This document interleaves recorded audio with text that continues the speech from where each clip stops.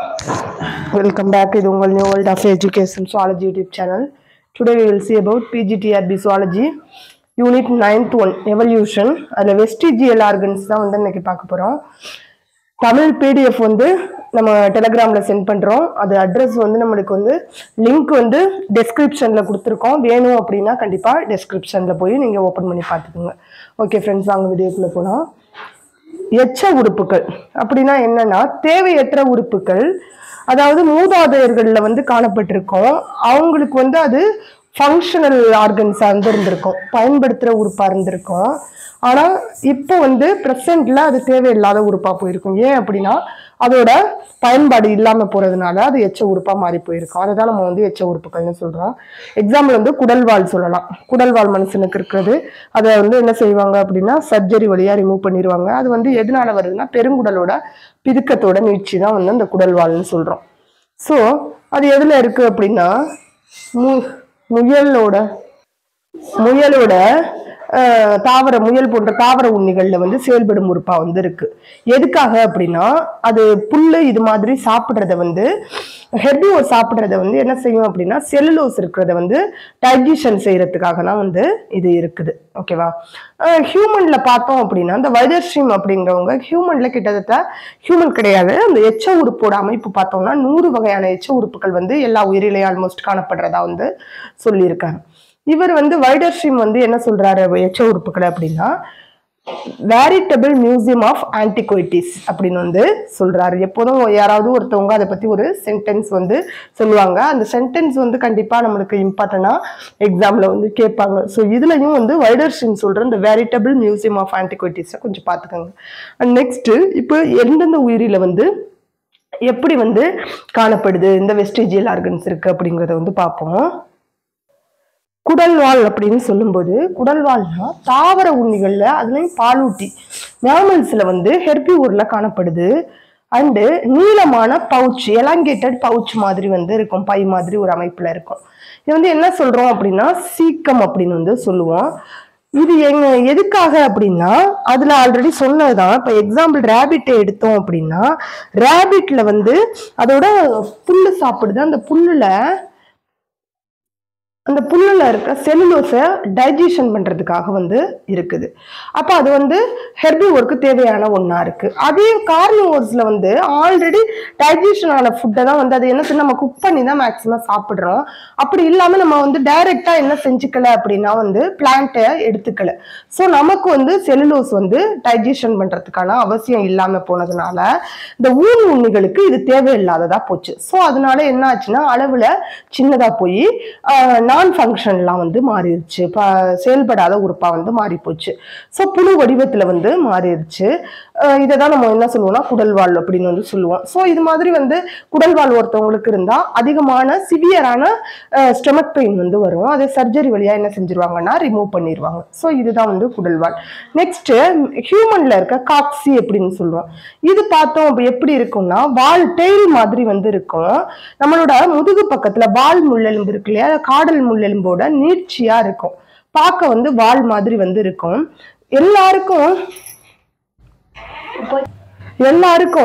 கருவளர்ச்சி நிலையில உருவாகுது. பட் அது குழந்தை பிறக்கிறதுக்கு முன்னாடியே என்ன செஞ்சு போயிருது அப்படின்னா மறைஞ்சு போயிருது.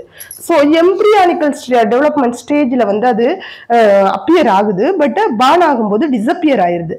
அது எதுக்காக தேவைப்பட்ட ஒண்ணு அப்படின்னா குரங்கு வந்து மங்கி வந்து ஆர்போரியல் லைஃபை மேற்கொள்றதுக்கு தேவைப்பட்ட ஒண்ணு. ஏன்னா அதோட டெய்ல் வழியா தான் அது என்ன செஞ்சுச்சு அப்படின்னா மரத்துல அங்கங்கையும் தாவி தொங்கிக்கிட்டு இருந்துச்சு. ஸோ அந்த ஆர்போரியல் லைஃபுக்கு அது மங்கிக்கு தேவைப்பட்டுச்சு. பட் நமக்கு வந்து நம்ம ஆர்போரியல் லைஃபை மேற்கொள்ளல. ஸோ நமக்கு வந்து அது வந்து தேவையில்லாத ஒண்ணா போச்சு.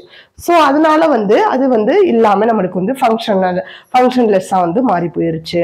பட் சம்டைம்ஸ் என்ன ஆகுது அப்படின்னா அந்த மாதிரி குழந்தைங்க பிறக்கும்போது அதை வந்து என்ன செஞ்சிடறாங்க அப்படின்னா சர்ஜரி வழியா ரிமூவ் பண்ணிடுறாங்க. இதுல இருந்து நமக்கு என்ன தெரியுது அப்படின்னா நம்மளோட ஆன்செஸ்டர் வந்து மங்கியா இருக்க முடியும் அப்படின்னு நம்மளால வந்து சொல்ல முடியுது. ஸோ இதுவும் ஒரு எவிடன்ஸா வந்து இருக்கு. நெக்ஸ்ட் தேர்ட் ஒன் நிக்டிடேட்டிங் சப். நிக்டிடேட்டிங் சப் அப்படின்னு சொல்லும்போது இது 3வது கண் இமை அப்படின்னு வந்து சொல்றோம். இரவு நேர உயிரிகள்ல பார்த்தோம்னா ஆந்தை இது மாதிரி வந்து நைட்ல வந்து நாக்டர்னல் அனிமல்ஸ்ல வந்து இது வந்து தேவைப்பட்ட ஒன்றா இருந்துச்சு. எதுக்காகனா நைட் டைம்ல அது உணவு தேடும்போது கண்ணை ஈரமா வச்சுக்கிற லூப்ரிகண்டா வச்சுக்கவும் அண்டு கிளீனா வச்சுக்கிறதுக்கும் ஒரு உயவூட்டும் பொருளா வந்து இருந்துச்சு அப்படின்னு சொல்லலாம். ஆனா மனிதன்ல பார்த்தோம் அப்படின்னா இது வந்து நான் ஃபங்க்ஷனல் ஆர்கனா மாறிடுச்சு. சிறு மடிப்பு போல வந்து கண்ணோட 2 சைட்ல இருந்தோ இது மாதிரி வந்து இருக்கு. ஏன் அப்படின்னா நம்ம இரவு நேர உயிரி கிடையாது. நம்ம டே டைம்ல வந்து ஃபுட் எல்லாமே நம்மளுக்கு நைட் டைம்ல அந்த அளவுக்கு வந்து என்ன இல்லைன்னா ஒர்க் இல்லை. ஸோ நம்மளுக்கு வந்து என்ன ஆகுது அப்படின்னா அப்படியே இருந்தாலும் நம்ம லைட் வெளிச்சத்துல தான் வேலை செய்யறோம். ஸோ இரவு நேர உயிரிகளுக்கு மாதிரி நம்மளுக்கு தேவை கிடையாது. அதனால மனுஷன்ல என்ன ஆச்சு அப்படின்னா இது நான் ஃபங்க்ஷனலா வந்து மாறிடுச்சு. இப்படி மேலுக்கு வந்து சிறு ஃபோல்டா வந்து இருந்துச்சு அப்படின்னா அதை வந்து பிளிக்கா செமிலுனாரிஸ் அப்படின்னு வந்து சொல்லுவோம். இந்த நிக்டியேட்டிங் சவ்வு வந்து மேன்ல இருந்துச்சுன்னா அது எப்படி இருக்குன்னா ஒரு சிறு மடிப்பு மாதிரி ஐயோட 2 சைட்லையும் வந்து இருக்கும். அதுக்கு பேரு பிளிக்கா செமிலுனாரிஸ். நெக்ஸ்ட் இயர் பின்னா அப்படின்னு வந்து சொல்லுவோம். இயர் பின்னா அப்படின்னா இது வந்து மற்ற அனிமல்ஸ்ல ஒளியை வந்து நல்லா எங்கேயாவது சவுண்ட் வந்துச்சு அப்படின்னா அந்த சவுண்டை வந்து அக்யூரேட்டா கேட்கறதுக்காக அந்த பக்கம் காதை டேர்ன் பண்ணி அது என்ன செய்யும்னா இந்த தசையை வந்து அசைச்சு அந்த சவுண்டை வந்து கேட்கும். அதுக்காக அது காணப்பட்டது அப்படின்னு வந்து சொல்றாங்க மூதாதையில. ஆனா நமக்கு வந்து காது வந்து எப்படி இருக்கு அப்படின்னா அசைக்க முடியாது, நம்மளால ஃபிக்ஸ் பண்ணி தான் இருக்கு. ஸோ அதனால நமக்கு வந்து இந்த இயர் பின்னா தேவையில்லாத ஒண்ணாயிட்டு. இதுதான் வந்து இந்த 3 சைடும் போட்டிருக்கேன். அதுதான் வந்து இயர் பின்னா அப்படின்னு வந்து சொல்றோம். காது நம்மளால திருப்ப முடியாது. ஸோ சவுண்ட் வர்றது நம்ம ஈக்குவலா தான் கேட்க முடியும். நம்ம திருப்பி இந்த சைடு அந்த சைடுன்னு டைரக்ஷனை மாத்தி நம்மளால கேட்க முடியாது. ஸோ நமக்கு இது வந்து நான் ஃபங்க்ஷன்லெஸ்ஸா வந்து மாறிடுச்சு.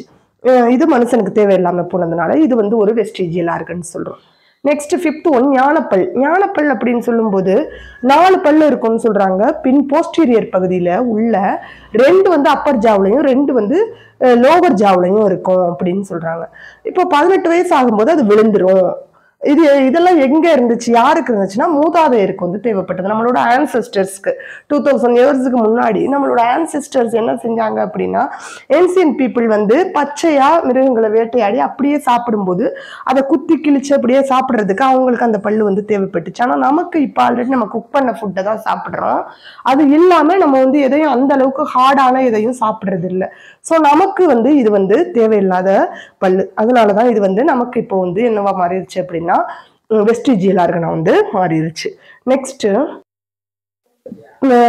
பின்னங்கால்கள் எதுல அப்படின்னா பாம்புகள்ல பார்த்தோம்னா கால் இப்ப இருக்கிற பாம்புல வந்து இந்த லிம்லெஸ் ஆர்கன்னு சொல்லுவோம். லிம்லெஸ் பாம்புகள்லாம் கால் இல்லாம இருக்கு. பட் பைத்தான் போவா இது மாதிரி அதோட ஆன்சியன் டைம்ல இருந்த பாம்புகளுக்கு க்ளோயோக்காவோட சைடு 2 சைட்லையும் பேர் ஆப் கிளாஸ் இருந்துச்சு அப்படின்னு வந்து சொல்றாங்க. அந்த கிளாஸ் வந்து எங்க இணைக்கப்பட்டிருந்துச்சா அப்படின்னா பெல்விக் பகுதியில இலியத்தோட இணைக்கப்பட்டு இருந்துச்சான். அது வந்து ஸ்கேல் டைப்ல இருக்கிறதுனால அது வந்து நடக்கிறதுக்கு யூஸ் ஆயிருக்கும் அப்படின்னு வந்து சொல்றாங்க. ஆனா இப்ப வந்து இருக்கிற பாம்புகள் வந்து ஊர்வன இனத்தை சார்ந்தது. அதுக்கு அது தேவை கிடையாது, அது ஊர்ந்துதான் போகுது, நடக்கிறதுக்கு வாய்ப்பு இல்லை. இருந்தாலும் இதை வந்து எதுக்கு எவிடன்ஸா சொல்றாங்க அப்படின்னா இந்த லிம்ப்லெஸ் ஸ்னேக்ஸ் வந்து லிம்போட இருக்கிற ஸ்னேக்ல இருந்து தான் வந்திருக்கணும் அப்படிங்கிறதுக்கு இது ஒரு எவிடன்ஸ் அப்படின்னு வந்து சொல்றாங்க. நெக்ஸ்ட் பெல்விக் கர்டில் ஆஃப் வேல். வேல்ல இருக்கிற பெல்விக் கர்டில் அப்படின்னா என்ன அப்படின்னா வேல்ஸ்ல பார்த்தோம்னா பெல்விக் கர்டில்ல பின்பகுதியில வந்து ஒரு கர்டில் மாதிரி ஒரு அமைப்பு வந்து கால் மாதிரி ஒரு அமைப்பு காணப்படுது. ஸோ அது வந்து பின்னங்காலா இருந்திருக்க கூடும். அதோட வேலோட ஆன்செஸ்டருக்கு அது பின்னங்காலா இருந்திருக்க கூடும். இப்போ வந்து இதுக்கு வந்து அது தேவையில்லாத ஒண்ணா மாறி போச்சு அப்படின்னு வந்து சொல்றாங்க. ஸோ பயன்படுத்தாததுனால அது தேவையில்லாத ஒண்ணா மாறிடுச்சு அப்படிங்கிறாங்க. அப்ப வேல்ல பெல்விக் கர்டில் வந்து ஒரு எச்ச உறுப்பா இருந்திருக்குன்னு சொல்றாங்க. அண்ட் கிவினாலே நம்மளுக்கு தெரியும், நியூசிலாந்துல லீவ் பண்ற ஒரு பேர்டு, பறக்க ஃபிளைட்லெஸ் பேர்டு, பறக்க இயலாத பறவை. ஆனா அது உடம்பை நல்லா நம்ம லிசன் பண்ணி பார்த்தோம் அப்படின்னா ஃபிங்கர் லைக்கான ஃபெதர்ஸ் வந்து அதோட உடம்புக்குள்ள வந்து இன்சைட் ஆஃப் த பாடியில வந்து அட்டாச் ஆகிருக்கு. ஸோ அதுல இருந்து நம்ம என்ன தெரிஞ்சுக்க முடியுது அப்படின்னா அது வந்து ஒரு பறக்கிறதுக்கான இறகு. அந்த இறகு வந்து என்ன ஆச்சு அப்படின்னா அந்த உயிரி வந்து கிவி வந்து அதிகமா அதை பயன்படுத்தல, அது பறக்க ட்ரை பண்ணல. ஸோ அதனால அது அதுக்கு வந்து எச்ச உறுப்பா மாறி போயிருச்சு அப்படின்னு சொல்றாங்க. ஸோ அதுல இருந்து என்ன தெரியுதுன்னா இந்த பறக்க இயலாத கிவி வந்து பறக்கிற உயிரில இருந்து தான், பறக்கக்கூடிய பறவையில இருந்து தான் உருவாயிருக்கும் அப்படின்னு வந்து சொல்றாங்க. நெக்ஸ்ட் குதிரை. குதிரையில வந்து ஸ்பிளிண்ட் போன்ஸ் அப்படின்னு வந்து சொல்லுவோம். ஸ்பிளிட் போன்ஸ் அப்படின்னா அதோட கால் வந்து குதிரையோட காலை கவனிச்சு பார்த்தோம்னா நல்லா லாங்கா இருக்கும். அதுல மொத்தம் 4 செப்பரேட் நம்ம வந்து ஒரு சேம்பர் மாதிரி 4ஆ பிரிப்போம். 1 2 3 4ன்னு சொல்லிட்டு 3 4 அதுல பார்த்தோம்னா தேர்டு வந்து நல்ல லாங்கா இருக்கும். கால் வந்து குதிரைக்கு ரொம்ப லாங்கா இருக்கும் ரன்னிங்காக. ஸோ அதுல தேர்டு வந்து நல்ல பெருசா இருக்கும். ஆனா செகண்டும் ஃபோர்த்தும் பார்த்தோம்னா அதோட சைடுல அளவு குறைஞ்சு காணப்படும்.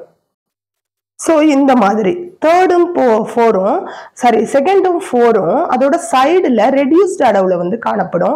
அந்த தேர்டு மட்டும் நல்லா பெருசா இருக்கும். ஏன்னா ரன்னிங்க்கு தேர்டு தான் வந்து தேவைப்படுறதுனால அது வந்து நல்லா லாங்கா வளர்ந்துருச்சு. செகண்டும் ஃபோர்த்தும் தேவைப்படாதனால அது வெஸ்டிஜியலா இருக்குன்னா மாறிடுச்சு அப்படின்னு வந்து சொல்றாங்க.